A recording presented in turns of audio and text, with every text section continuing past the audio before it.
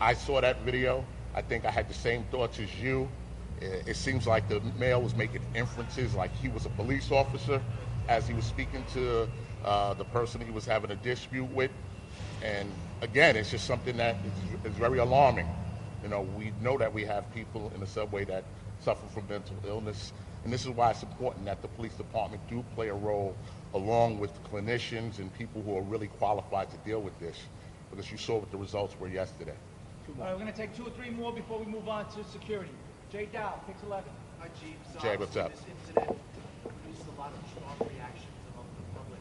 Does the fact that he was able to enter the system with a gun bolster the case for the introduction of metal detectors or some kind of more intense screening to prevent weapons from being brought into the system? I think it does support that. I'm not saying it personally, but when you lay out the evidence and the facts, someone walked into a train station with a gun, and then everyone here saw the video. You saw a fairly crowded A-train car where people were laying on top of each other, scared because someone drew a gun at that point. So, you know, I'm not saying that I'm for or against, but I think it just does support that. All right, we're going to go Sam Reben. Did the 36-year-old jump the turnstile to get into the system, and how many guns have you confiscated this year in the subway system? Well, he didn't jump the turnstile. He walked through the gate. He walked through the gate to get in, and I'll get back to you with how many guns. You do have it? Yeah, 17 guns. I was mixing up this year and last year. We took a lot of guns last year. This year, it is 17 firearms removed from doing operations just like this, addressing quality of life infractions and people not paying the fare.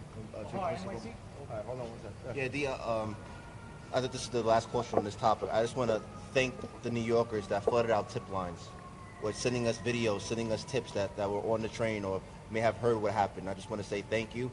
And if you think that you may have seen your video, the same video that you may have taken on the train, please send that in. We encourage New Yorkers to send in all tips and all videos so we can help put this case together.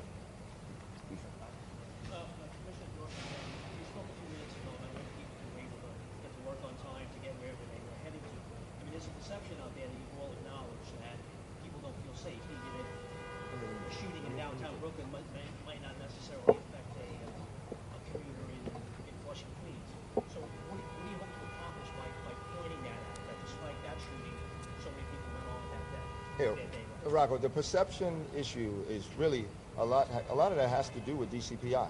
A lot of that has to do with how we communicate about the safety of the city. When you think about our transit system, there's nothing comparable to anywhere else in the country.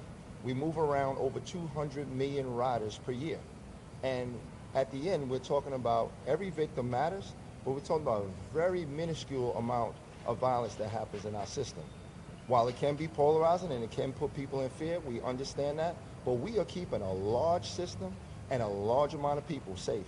And as Commissioner Daughtry said and Chief Matthews said earlier, yesterday alone, millions used that subway system. And we're talking about one incident.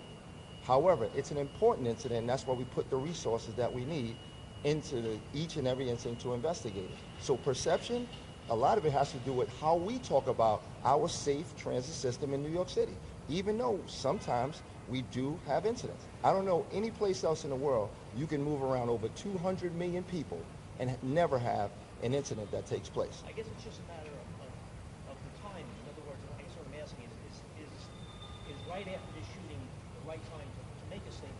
I think absolutely, because no matter what the timing is, the fact is that coming through the turnstile or the security gate without paying has not changed. And when I said about fundamental principles, our mayor was a transit cop in the 80s, early 90s. It didn't change back then. If you want to keep the system safe, the first thing you got to do is keep bad people out the system who don't pay. So this is perfect timing to talk about that. Can you answer that, sir? And let me just add to Commissioner Shepard. Obviously, we had a tragic incident that happened yesterday. Millions of riders rode the subway yesterday. The Subway Bureau, Transit Bureau took 6 crimes, including the shooting. 6 out of millions and millions of people that boarded our subway system yesterday. We go to the next 6 crimes, 6 index crimes. How many misdemeanors, Mike? Yeah. We can get back to you on that one, Rocco. You know you can reach out to DCPI. We'll get that number for you. All right? So let's transition over to our St. Patrick's Day Parade and security. And first I have Chief Madry just update the time, the starts, the route, and then we'll take some security questions, all right?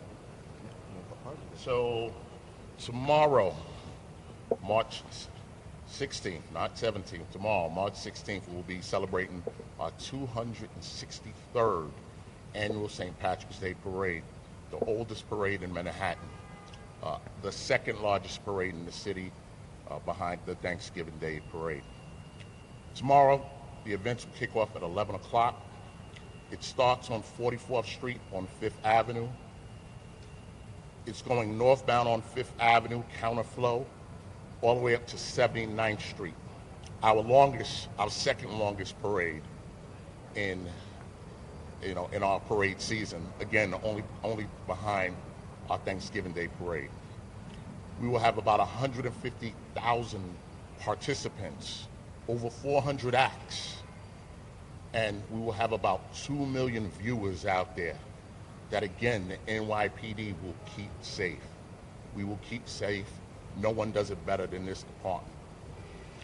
In terms of threats, we have no credible threats at this moment. As always, our intel division is monitoring open sources, the internet, things of that nature to make sure they don't become aware of anything. And we will have numerous resources out there from the NYPD and other local, state law enforcement agencies. We will have assets that you can see. We will have assets that you can't see. We will have our K-9 unit out there, our aviation unit. Our drones will be out there if needed. Our strategic response group, our counterterrorism division, and of course, our patrol, transit, and housing resources as well. All right, so let's take a couple questions on security. All right. Parade security? Everybody wants to talk about Hoyt and Skimmerhorn. Nobody wants to talk about the parade. Security? You got Jay Dow, Chief? Not. Jay Dow, pick We 11. move on. Jay, thank you for this question right here. Everybody want to talk about Hoyt and Skimmerhorn. What's up? In light of everything that's happening, is there any kind of messaging that you want to send out there? Because obviously a lot of people are going to be using the same system Absolutely. that was in news from yesterday's news. Absolutely. Listen, tomorrow's a festive day, and we encourage people to take the train because we don't want people getting in any other kind of peril. We will be out there. We will have numerous cops out there. We'll be in the train stations. We'll be on the parade route.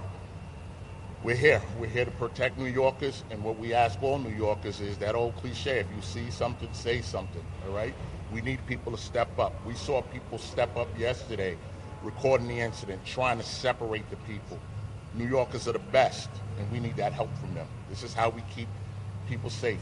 This is how we increase public safety. This is how we increase police safety. Nothing else, right? On security? Got it. Take care, everybody. Thank you.